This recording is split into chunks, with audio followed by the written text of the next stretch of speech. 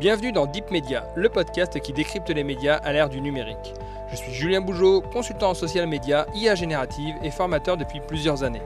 Mais avant tout, je suis un passionné et curieux de l'univers médiatique depuis plus de 15 ans. Dans un écosystème en perpétuelle transformation, comment les médias s'adaptent-ils ? Comment se réinventer face aux nouvelles technologies et aux géants du numérique ? Quel avenir pour l'information et ceux qui la produisent ? Si ces questions vous intriguent, alors vous êtes au bon endroit. Deep Media, c'est un temps de réflexion et d'échange avec celles et ceux qui façonnent l'avenir du secteur. Deep Media, la capsule épisode 20, c'est parti. Le groupe Canal+ vient d'annoncer un partenariat stratégique avec OpenAI, le créateur de ChatGPT, pour transformer l'expérience de ses abonnés. L'objectif, c'est d'aller vers ce que le groupe appelle le divertissement personnalisé. Derrière cette formule marketing se cache en réalité une évolution beaucoup plus profonde, l'arrivée de l'intelligence artificielle conversationnelle au cœur des plateformes audiovisuelles. Jusqu'ici, les plateformes comme Netflix, Disney+, ou Prime Video reposaient sur un principe simple, l'algorithme de recommandation. On regarde un film, on regarde une série et l'algorithme nous suggère des contenus similaires. Mais Canal+ veut franchir une nouvelle étape. À partir de juin 2026, les abonnés pourront rechercher des contenus directement en langage naturel grâce au modèle d'OpenAI intégré dans l'application de Canal+. Par exemple, j'ai envie d'une comédie romantique réconfortante, j'ai envie d'une série historique épique, ou alors quelque chose de léger pour ce soir. Et l'IA proposera alors des films ou des séries adaptés à l'humeur, aux préférences et au contexte du moment. Ce n'est plus seulement un moteur de recherche, c'est une conversation avec la plateforme. Pour comprendre cette stratégie, il faut regarder le positionnement actuel de Canal+. Le groupe est devenu ces dernières années un super agrégateur de contenu. Films, séries, sports, plateformes partenaires, chaînes de télé. Le problème d'un super agrégateur est simple. Plus il y a de contenu, plus il devient difficile de s'y retrouver. C'est exactement ce que résume Maxime Saada, le président du groupe. L'enjeu est d'aider les abonnés à trouver rapidement ce qu'ils ont envie de regarder. Fin de citation. Autrement dit, la bataille ne porte plus seulement sur les contenus. Elle porte désormais sur la navigation dans les contenus. Mais ce partenariat avec OpenAI n'est qu'une partie du projet. En parallèle, Canal+ a également signé un accord avec Google Cloud pour intégrer de l'intelligence artificielle dans ses processus de production et d'indexation vidéo.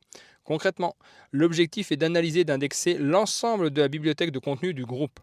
Images, dialogues, scènes, objets, musique. Cette base de données permettra ensuite de créer une classification beaucoup plus fine des contenus et donc des recommandations beaucoup plus précises. Mais l'IA va aussi entrer directement dans la création. Les équipes de production pourront utiliser l'IA vidéo VO3 pour prévisualiser des scènes ou recréer certains environnements avant le tournage.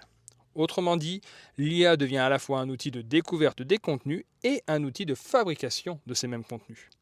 Cette annonce s'inscrit aussi dans un contexte stratégique beaucoup plus large. Le streaming est aujourd'hui dominé par quelques géants, Netflix, Amazon, Disney. Et face à ces acteurs internationaux, les groupes audiovisuels européens doivent trouver de nouvelles armes. Pour Canal+, l'intelligence artificielle devient clairement l'une de ces armes. Le groupe vise ainsi désormais 100 millions d'abonnés d'ici 2030 et espère rivaliser avec les algorithmes des grandes plateformes de streaming. La personnalisation devient donc un levier stratégique, car dans l'économie du streaming, l'attention est la ressource la plus rare. Mais au-delà de la stratégie industrielle, cette annonce nous dit quelque chose d'autre. Depuis 20 ans, l'Internet culturel repose sur un modèle simple. On cherche un contenu. Demain, ce modèle pourrait évoluer.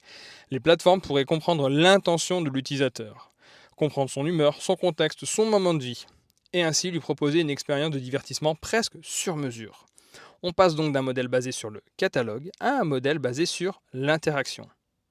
Le partenariat entre Canal+ et OpenAI n'est peut-être qu'une évolution technique, mais il pourrait annoncer une transformation beaucoup plus large à l'avenir.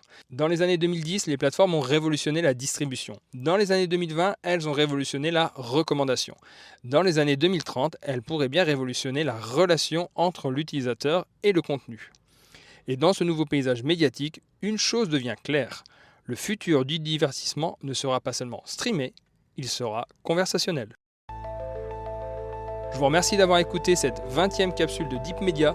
N'hésitez pas à réagir à ce sujet en commentaire. Deep Media, c'est désormais une newsletter mensuelle pour poursuivre l'exploration, ainsi qu'un chatbot de veille IA et média appelé IA Media Lab. Pour accéder gratuitement à ces deux outils, je vous mets les liens en commentaire d'épisode. On se retrouve très bientôt pour un nouvel entretien avec celles et ceux qui font l'avenir des médias. En attendant, n'oubliez pas de vous abonner et de déposer les commentaires adéquats sur toutes les plateformes de podcast. À très bientôt.